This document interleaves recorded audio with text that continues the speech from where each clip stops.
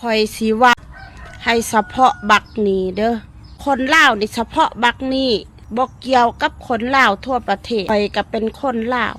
บักฮานี่ว่าปัดบ้านว่าอีสานนี่เป็น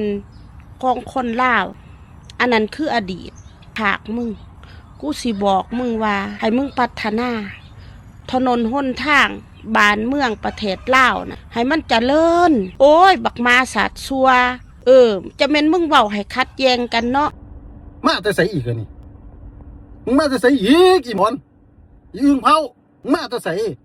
กูได้เว้าตอนใดว่าภาคอีสานเป็นประเทศลาวขนาดณปัจจุบันนี่นะกูก็เว้าแต่ดึกดำบรรพ์พูนว่าสารนั่นตะกี้ล้านสร้างเขาขอบคล้องเด็กดากมึงคือเงือกมึงคือจ้าแต่หามเถอะกูไม่ได้เว้าณปัจจุบันนี่เป็นของประเทศไทยไปแล้วมึงเอาหลักฐานมาให้กูเบิ่งว่ามึงดูกูได้เว้านั่นนะกูก็เว้าแต่ดึกดำบรรพ์พูนโอ้ยเกินสมึงแล้วมึงบอกกูไปสร้างสาพัฒนาประเทศชาติบ้านเมืองของประเทศลาวมึงคิดว่ากูเป็นไผมึงคิดว่ากูเป็นนายกรัฐมนตรีตีโอ้ยหาแดกดากมึงปึกมึงนี่ปึกกูว่าอีบัวดนเบาหวานขึ้นมึงแหละจะหน่อยกระตุยแหละมึงดีตุยแน่ๆบ่รอดสมองนี่สำนีบ่มึงนี่ดูสมองมึงนี่สำนีคิดแน่เกิดเป็นคนน่ะหาดากมึงแต่หามแค่เข้าไปเบิ่งโฟไฟล์มึงเงิน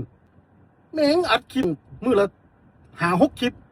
พวกอยากได้เสียงหาบ่เอาหูกูเป๊ะใส่นี่ยอดวิวนี่มันบ่ไปอันบ่นี่แหละพวกสู้นี่หาแต่ยอดวิวหาแต่เงินตัวเองบ่ว่าคลิปบักใดบ่ว่าคลิปอีใดที่มานั่นถ้าบ่มีหูกูอยู่ในยอดวิวบ่ไปจักอันหาแดกดากสุดคิดสมองได้ยืงเผาโอ้ยมึงคือโง่แต่หามเถอะคิดสมองได้ยืงเผา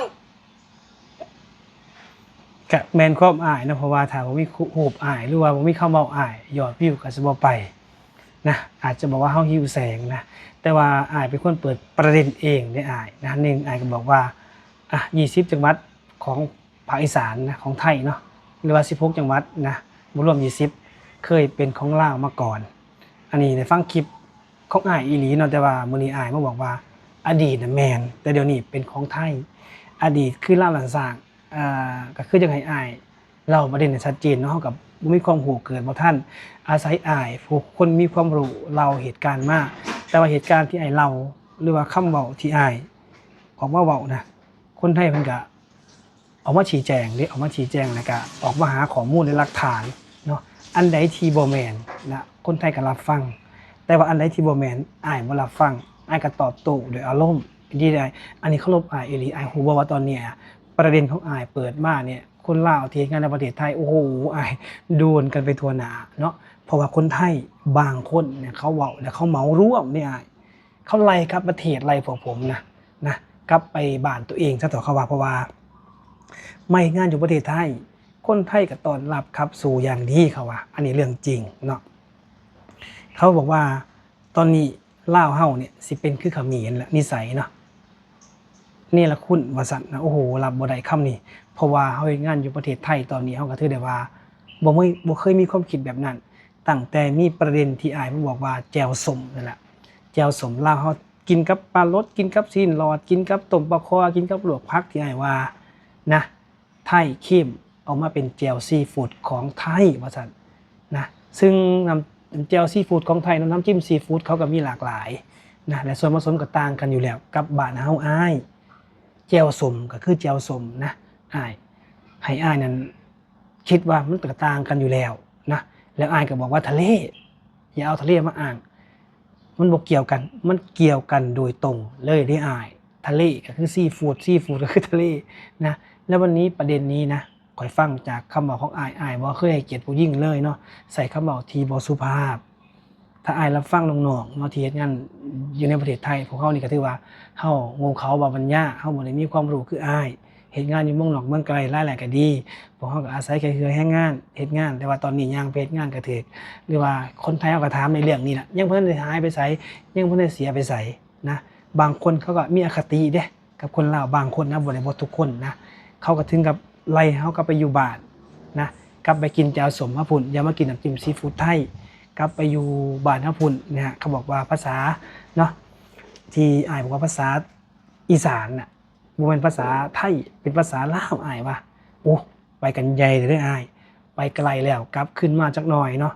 คือข่อยตามที่ข่อยฟังภาษาอีสานเนาะเพิ่นจะลงท้ายด้วยคำว่าขับถ้าผู้ชายนะผู้หญิงเพิ่นก็จะลงท้ายด้วยคำว่าค่ะซึ่งมันต่างกันอยู่แล้วเนาะความอ่อนน้อมคำเว้ากิริยานะซึ่ง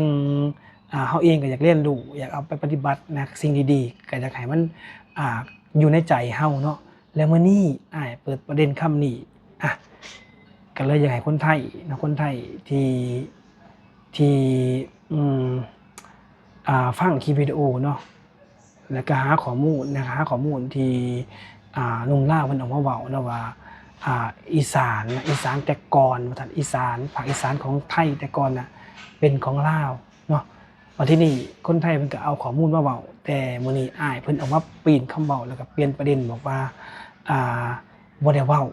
บ่มีในคลิปอ้ายบ่มีอ้ายว่าซั่นนะเดี๋ยวคนไทยเพิ่นก็สิไปหาหลักฐานมาเองหน่อยเนาะถ้าอ้ายสิติดตามเฟซของน้องๆแต่ละคนก็เชื่อได้ว่าน้องๆคนลาวแต่ละคนที่เฮ็ดงานในประเทศไทยเพิ่นอาจจะเข้าใจในเรื่องราวที่เกิดขึ้นแล้วก็ประเด็นที่เกิดขึ้นบ่ว่าสิเป็นข้าวเหนียวบักม่วงนะแจ่วส้มแล้วก็ผักแก้วหรือว่าแจ่วส้มที่อ้ายว่าแล้วก็ภาคอีสานที่เป็นของลาวเนาะถ้าอ้ายเล่าประวัติเนาะถ้าว่าแต่ก่อนน้องก็บ่ฮู้ว่า